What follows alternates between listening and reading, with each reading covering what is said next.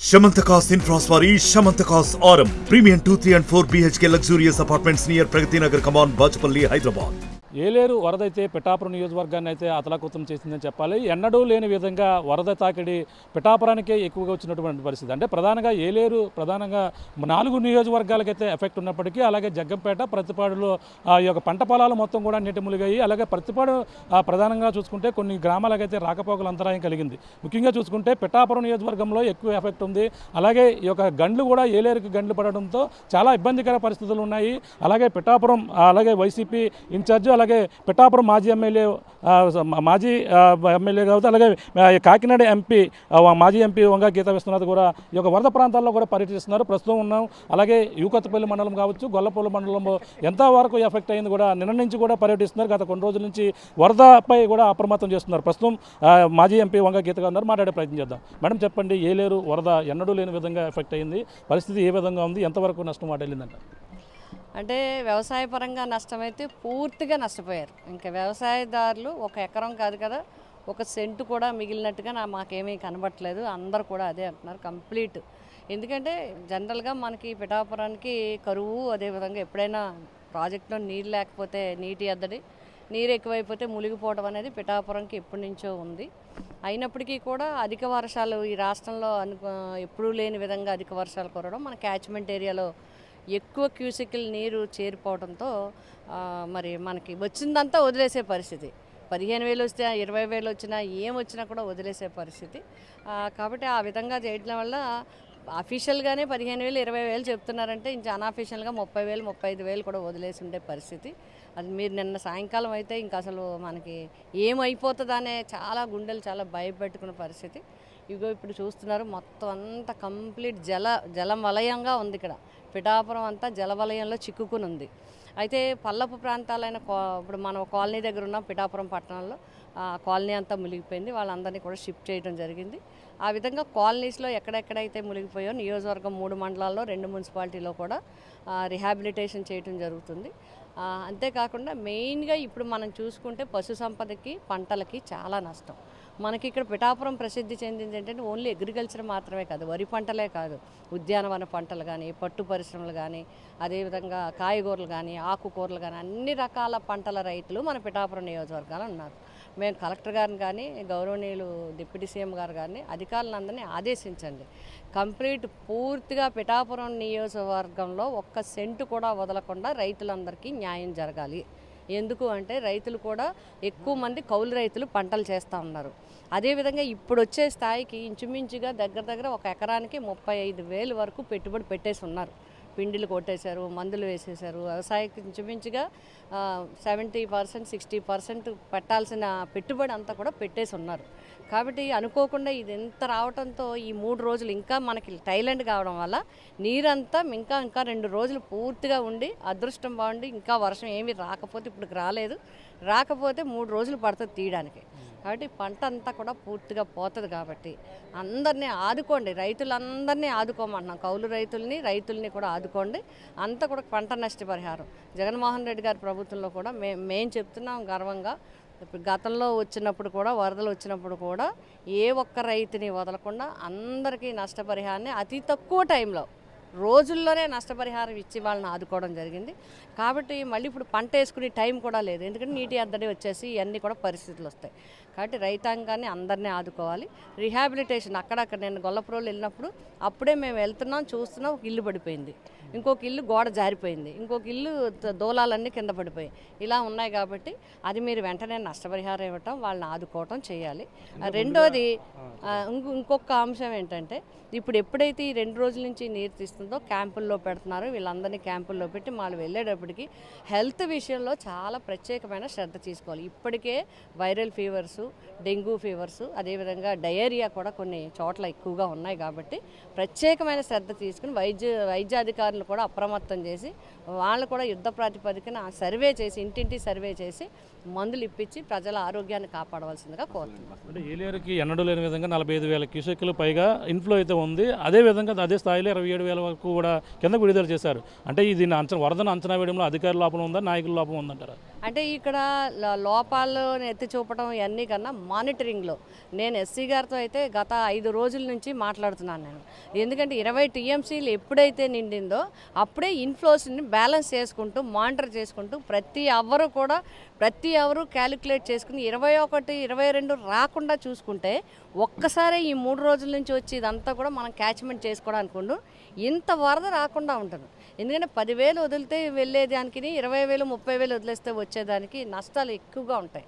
కాబట్టి ఎప్పుడు కూడా లాస్ట్ టైలైన్ ప్రాంతం ఏది ఉందో ఆ ప్రాంతానికి ఉండే పరిస్థితులను అంచనా వేసుకుని ప్రాజెక్ట్ని మేనేజ్ చేయాల్సిన బాధ్యత మాత్రం అధికారులందరి మీద ఉంది.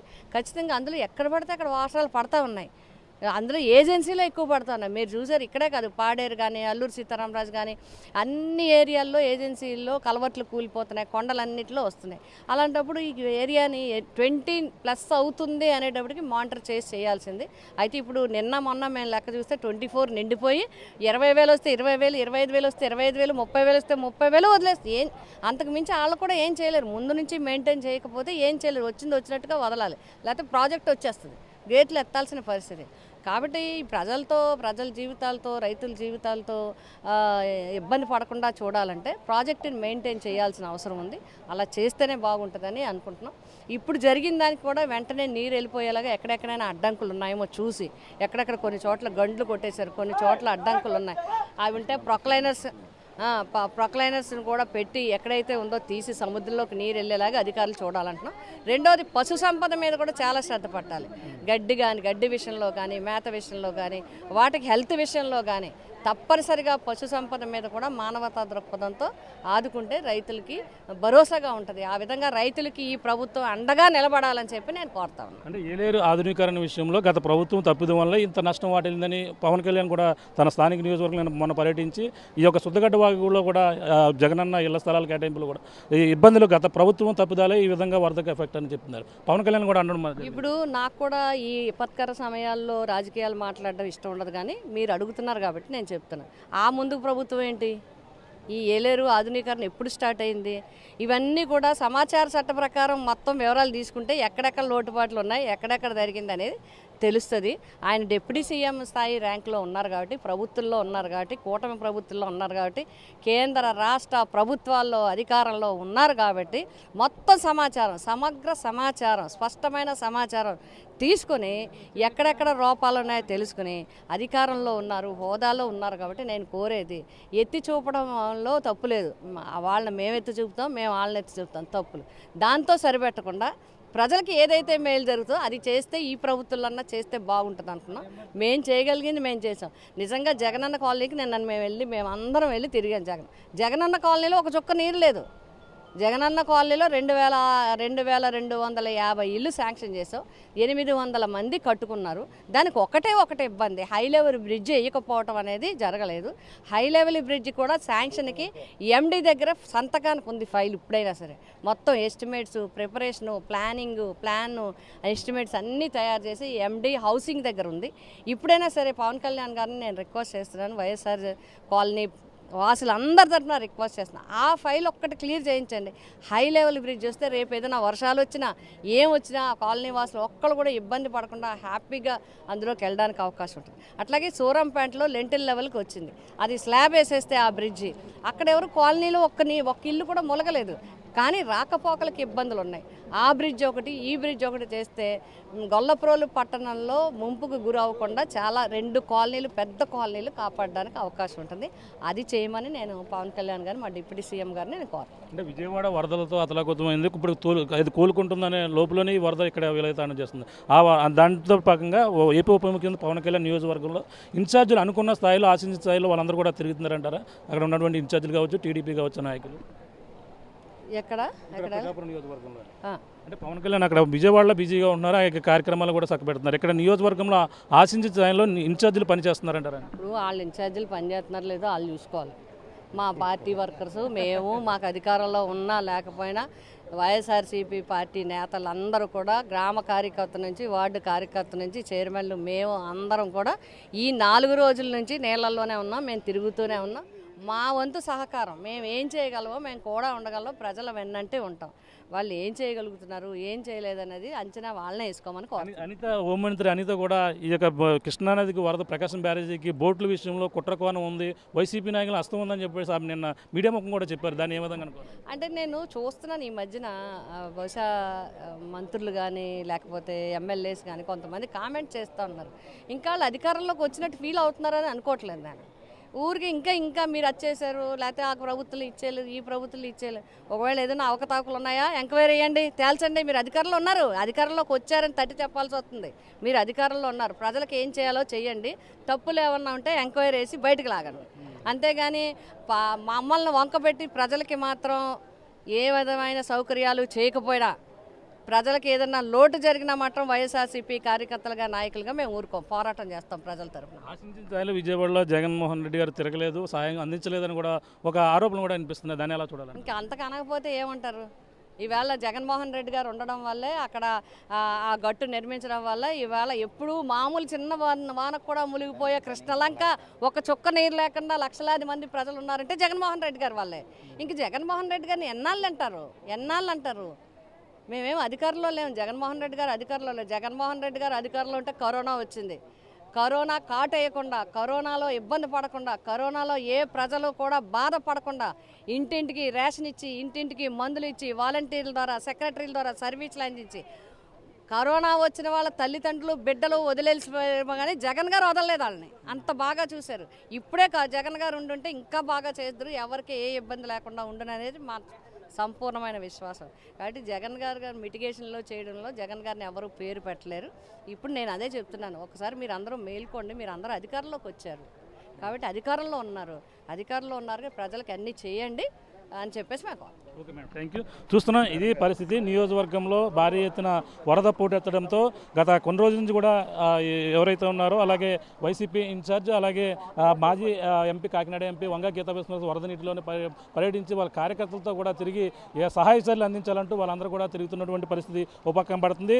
ఏదేమైనా వరద తాకిడి అంటే ఇక్కడ ఊహించని వరద ఎక్కడనూ లేని విధంగా ఇక్కడ రావడంతోనే అన్ని విధాలుగా కూడా ఆదుకోవాలి. ఎక్కువగా రైతాంగం పూర్తిగా నష్టపోయినటువంటి పరిస్థితి పిఠాపురం నియోజకవర్గంలో కనపడుతుందన్నారు. అలాగే ఎన్నడూ లేని విధంగా 40,000 క్యూసెక్లు ఇన్ఫ్లో రావడం, 27,000 క్యూసెక్ల దిగువకు విడుదల చేసిన నేపథ్యంలోనే వరద పోటెత్తి ఈ యొక్క పంట పొలాలను అలాగే ఏలేరు గండ్లను కూడా కొట్టినటువంటి పరిస్థితి ఉంది.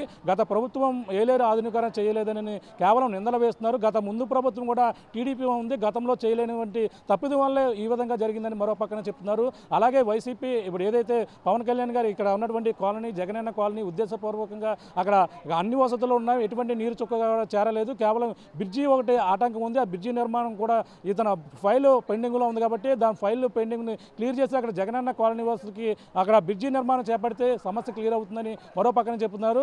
ఏలేరు ఆధునీకరణ అనేది ఈ యొక్క పిఠాపురం నియోజకవర్గాలకి ఎంతో ఎన్నాళ్ళ నుంచో ఇబ్బంది పడుతున్నటువంటి ఇబ్బంది ఉన్నాయి.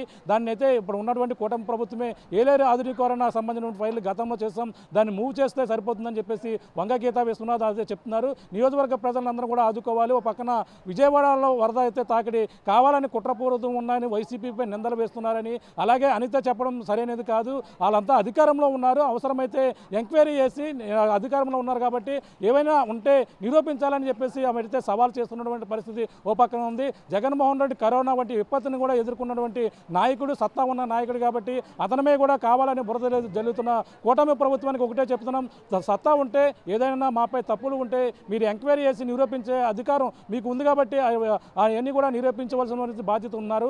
ఏదేమైనా వరద బాధితులని రాజకీయాలు మానేసి వరద బాధితులను ఆదుకునే పనిలో కూటమి ప్రభుత్వం ఉండాలి. పిఠాపురం నియోజకవర్గాన్ని కూడా ఇన్ఛార్జీలందరూ కూడా ఇక్కడ పూర్తి స్థాయిలో పర్యవేక్షించి రైతులను ఆదుకోవాలి.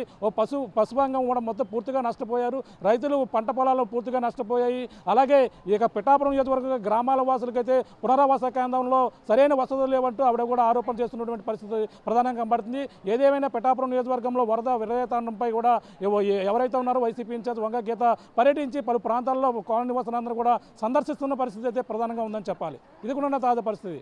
కెమెరామెన్ వెంకటేశ్వర ప్రకాశ్ RTV పిఠాపురం నుంచి. మరిన్ని వీడియోస్ కోసం ఛానల్ ని సబ్స్క్రైబ్ చేయండి, లేటెస్ట్ అప్డేట్స్ కోసం వాట్సాప్ ఛానల్ ని ఫాలో చేయండి అండ్ లింక్ డిస్క్రిప్షన్ లో ఉంది.